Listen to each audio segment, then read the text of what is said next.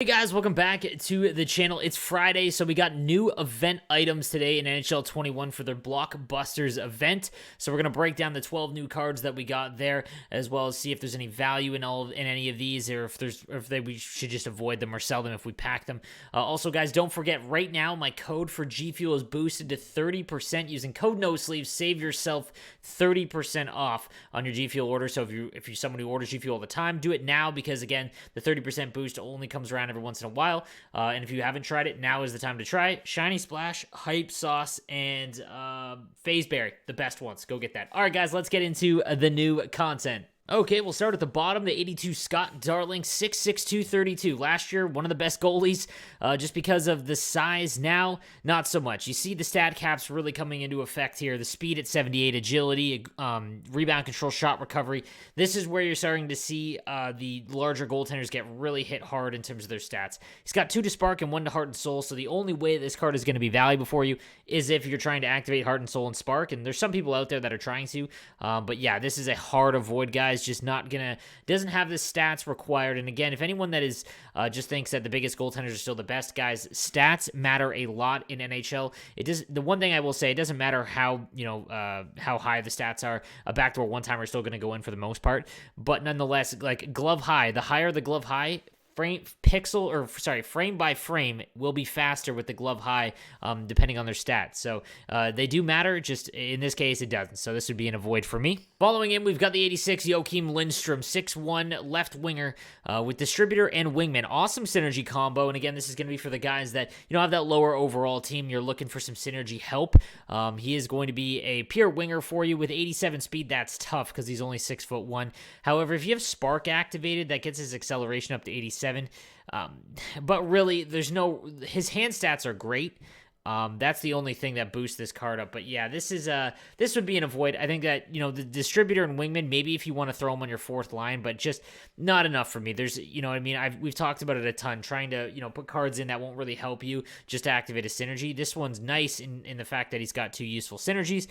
But I think that they're just other options for you. You don't need a lot of distributor to get it activated, because you've already got, the backup goalie, the real goalie, your starting Tendy, the coach, that's 5 right there. You have Lemieux, that's 6. You really just need 4 more. So this would be a pass as well.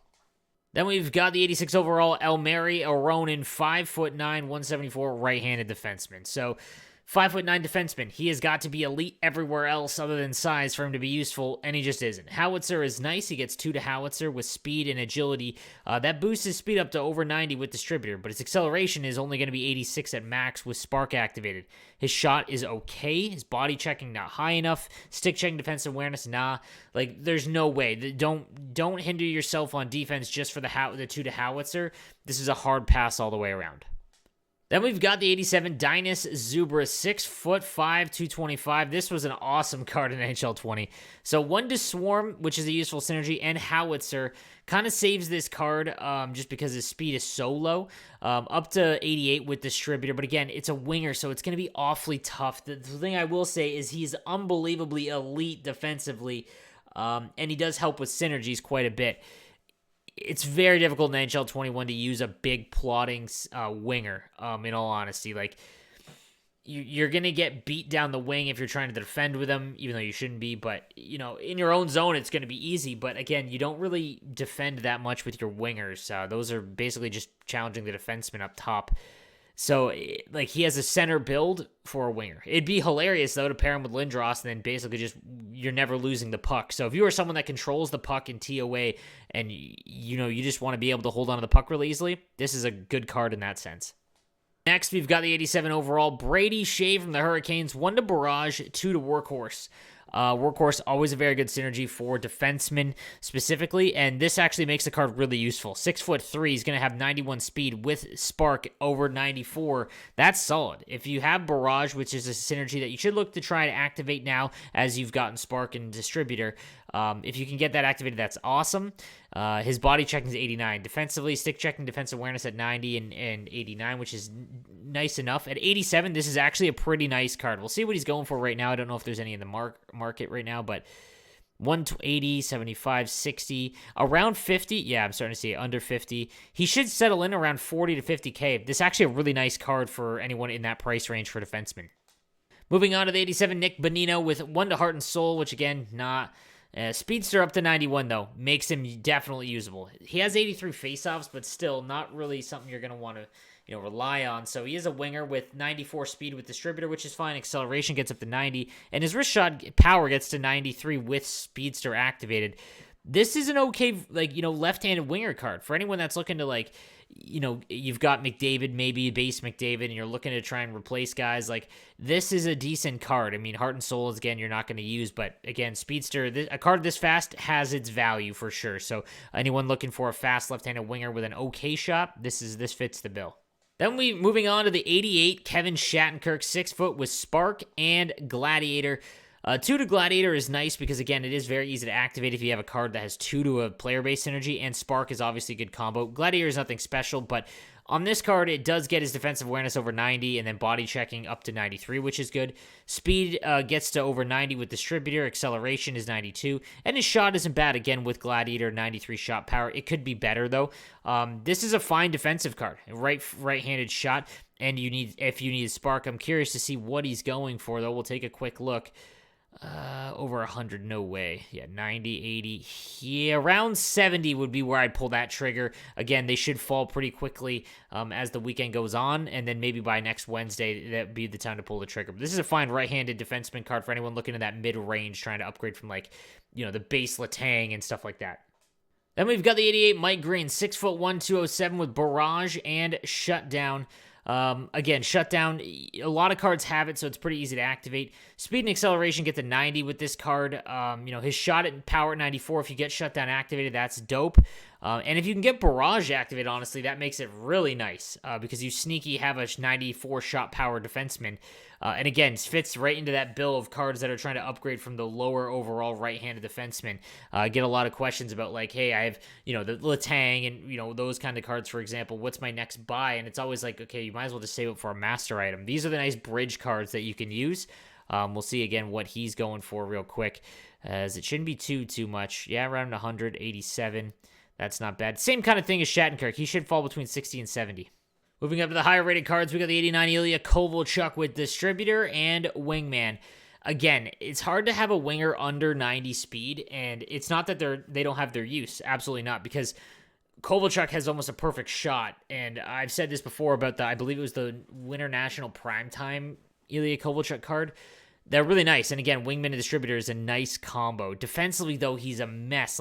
Stick checking and defensive awareness at 82. His hand stats are really nice. If you have Spark, that really helps out his acceleration. But his shot is phenomenal. But it's just it's tough. He does have 90 balance and great puck control, so you're not going to lose the puck if you're someone who cycles. He would be a good option if you can't afford, the Master Set Kane. Line A. And yeah, he should fall to 120, I would think, and that wouldn't be a bad value. Up into the 90s now with the 90 Thomas Tatar, which was 1 to Swarm, 2 to Passing Playmaker. Passing Playmaker, again, one you're not a lot of people are going to have, but 2 to it make it pretty easy to activate. Distributor and acceleration get up to over 90 with the synergies activated, and then his shot is in the low 90s except for the slap shot accuracy with Passing Playmaker on. Defensively, he's really good, in all honesty, with stick checking and defensive awareness almost maxed. 5'10", does have 88 body checking, though, so he does have his use. I think that, again, if you're going to spend money on a 90 overall card, it's got to help you more than just, Swarm. It's got to have a synergy or multiple that are actually really beneficial to you, so it's going to become case by case. He's not terrible by any sense of the imagination, but he's really small. Again, you want to find that nice middle range. Kovalchuk's too big and slow. Thomas Tatar is a little bit too small, but his body checking does make up for it, so he's not a bad card at all. Then we've got the 90 Tyler Seguin with Barrage and Magician. And it's tough because the 85 Tyler Seguin is still so good with Howitzer that, it's tough that you're going to have to front the bill on this thing. However, Magician does get deking, puck control, and agility basically maxed, which is big because that is basically how you determine the best at L2 spinning and all of that kind of stuff. So that does have its value. Barrage, again, if you can get it activated, obviously makes it more valuable to those players. Defensively, though, he's really rough. You're not going to play him at center, only 85 on the draw, but defensive awareness and stick checking below 90 is tough. Body checking is only 81. Again, we'll take a look at what he's going for because it's going to depend on your other synergies. If you have Spark and Distributor, he has a little bit more value. I don't think I'd pay 190 for this card, though, so it'd be a pass for me. If he hit 160, I would think about it. And then we got the big release, the 92 John Tavares for signing with the Leafs. He's got Spark and Howitzer. And again, John Tavares cards in Hockey Ultimate Team have just never been good because of how slow he is. People complain about Lindros being too slow. A winger, you notice far more because he can't beat defenders. His shot is great.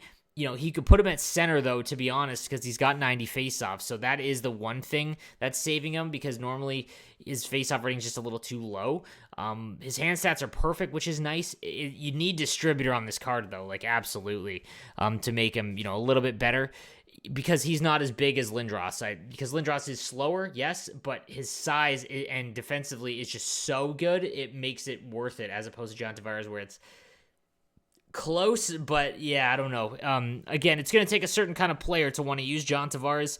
And again, if you're someone who controls the play a lot, it's going to be, you know, a lot better. The one thing I will say is that usually means John Tavares cards are cheaper than most others. We'll take a look at what he's going for. 380, 360. He honestly will probably fall to like 300K, and that might be okay. Like, that might be a nice price to pull the trigger just because of his synergies. All right, guys, so that is going to do it for today's content. Let me know what you think in the comments section down below. And don't forget, subscribe to the channel for daily NHL content. I'll see you tomorrow. Have a good one, boys.